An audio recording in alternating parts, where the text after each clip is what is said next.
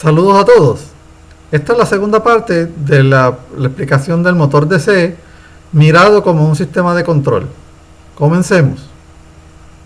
En el video anterior vimos que el modelo, la representación del motor eléctrico, vimos que las entradas y las salidas pueden ser variadas y que podría ser torque, potencias eléctricas, voltaje, corriente, potencias mecánicas, velocidad angular, etcétera. Y vimos también lo que era la eficiencia de un motor, que algunos libros lo pueden considerar como una función de transferencia especial. Y vimos la curva entonces de la eficiencia, calculando el modelo matemático. Vimos que podemos linealizar la eficiencia limitando la carga máxima que podemos manejar, ¿verdad?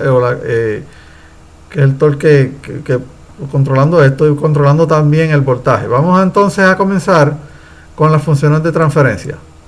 La más fácil de todas es la de cuando tengo un torque eléctrico a la entrada y tengo un torque mecánico a la salida.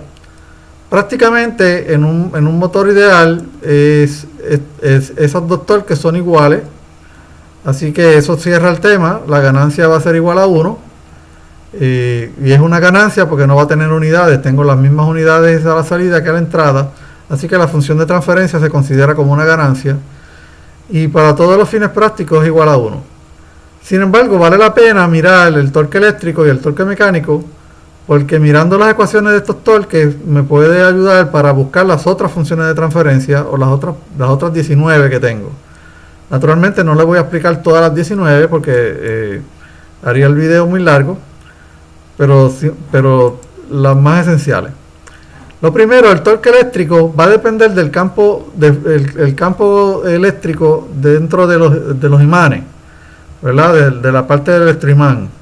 Y esa está dividida por dos, la parte de la armadura y la parte del campo. Si estas corrientes van aumentando, pues el torque va a ser más grande.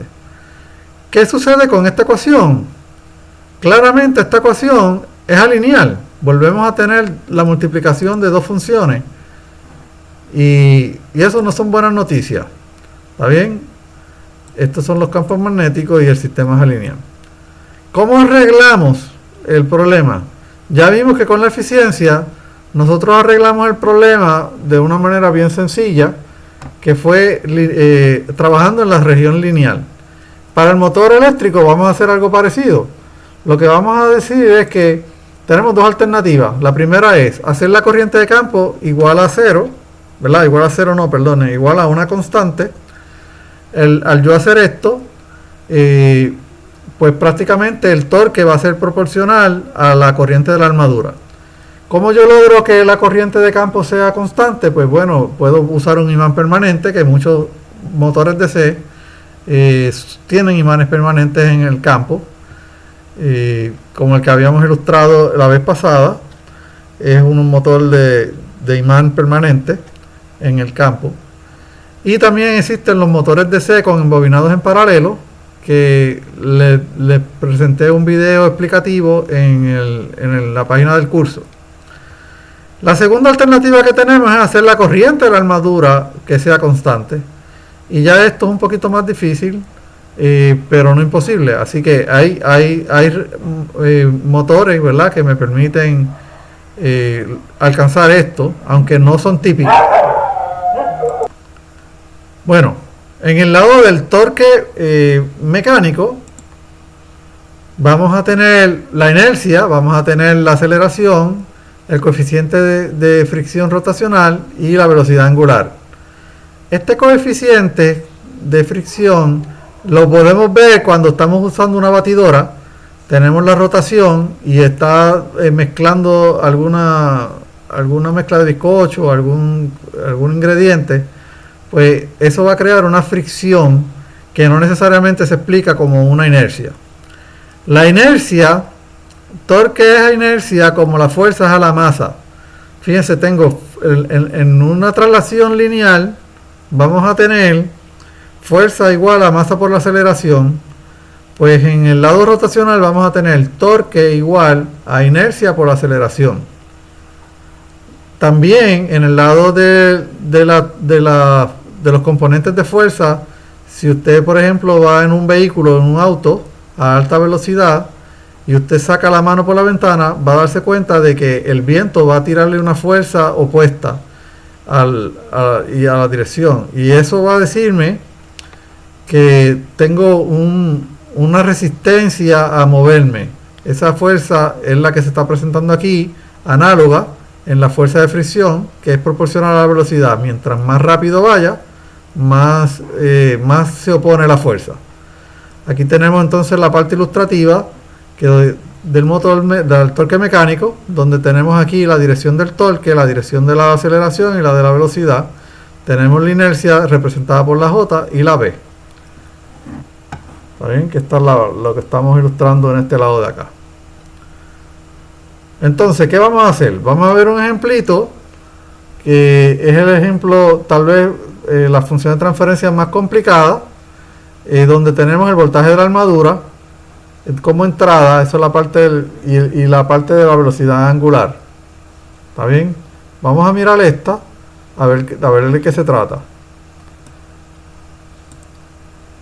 Tengo el modelo esquemático del motor, y lo que estamos diciendo es que estamos asumiendo que esto es un imán permanente, es un campo constante. Por lo tanto, esta parte del circuito se elimina. ¿Está bien? Y lo único difícil ahora que vamos a tener que manejar es el voltaje de reverso. Las buenas noticias es que el voltaje de reverso es proporcional a la velocidad angular a la que se mueve el motor, porque el campo magnético de la caja es constante, así que lo único que hace que este voltaje varíe es la velocidad del motor, que es el voltaje de reverso. Entonces, eso va a estar representado por una constante KB y un omega en la velocidad, que es la velocidad de rotación del motor. Entonces, vamos a mirar el voltaje que aparece aquí. Hacemos un KBL, empezamos por el lado negativo y vamos a ver que vamos de menos a más. Tenemos VB positivo, y entonces en la dirección de la corriente tenemos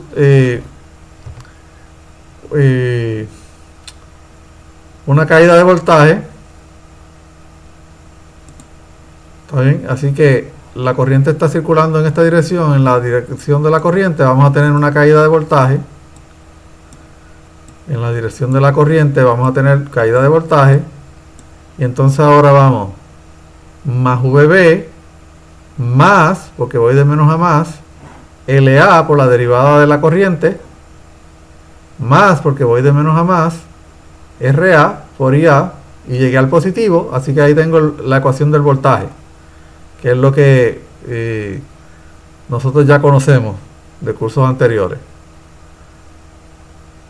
Le damos ahora, recordando que el torque eléctrico va a ser una constante, porque y va a estar KA, ya no va a ser K2, porque aquí este KA me encierra K1, me encierra IF y me encierra K2.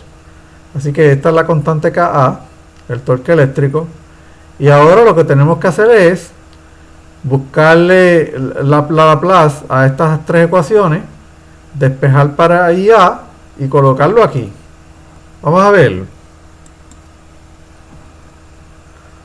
Tenemos el voltaje, le buscamos la Laplace. Fíjense que aquí la derivada de la corriente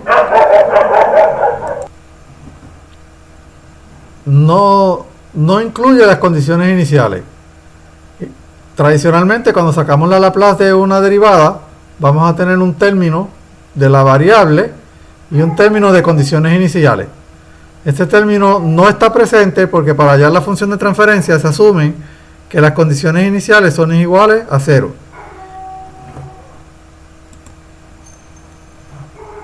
Bueno, entonces ahora vamos a tener, ¿verdad? Que despejamos para la IA, pasamos este término al otro lado de la ecuación, ¿verdad? Queda restado, y dividimos, sacamos el IA afuera, y tenemos entonces SLA más RA.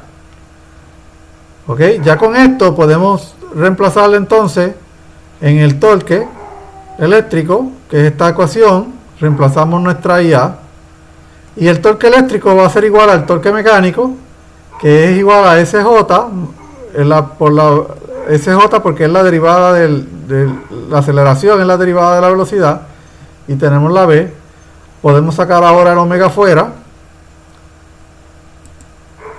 ok, y despejamos.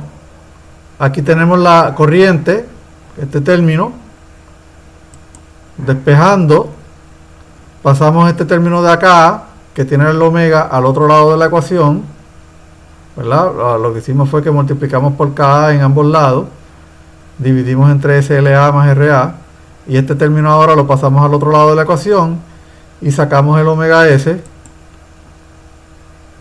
Ok, cuando llegamos a hacer eso, ¿está bien? Pues podemos ahora mirar el término por separado. Fíjense que agarré SJ más B y lo multipliqué por SLA más RA, ¿verdad? Para que se pueda sumar, porque son el denominador. Ahora vamos a cancelar este término con este término, pues son iguales. O sea que este término aquí se cancela con este. ¿Está bien? Y tenemos que buscar ahora la salida, que es la parte de la velocidad angular, dividido por la señal de entrada, que es el voltaje. ¿Ok? Que nos da entonces la función de transferencia que buscamos, que es la que tenemos aquí ilustrada. ¿Está bien?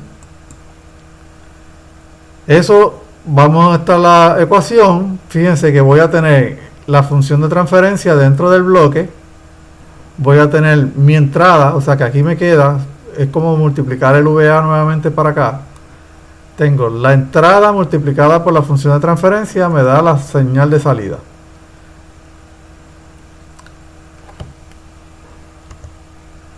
Así que tengo aquí la señal de salida. Hasta aquí este video. Les daré próximamente una asignación para que puedan entonces practicar lo que han aprendido. Hasta luego.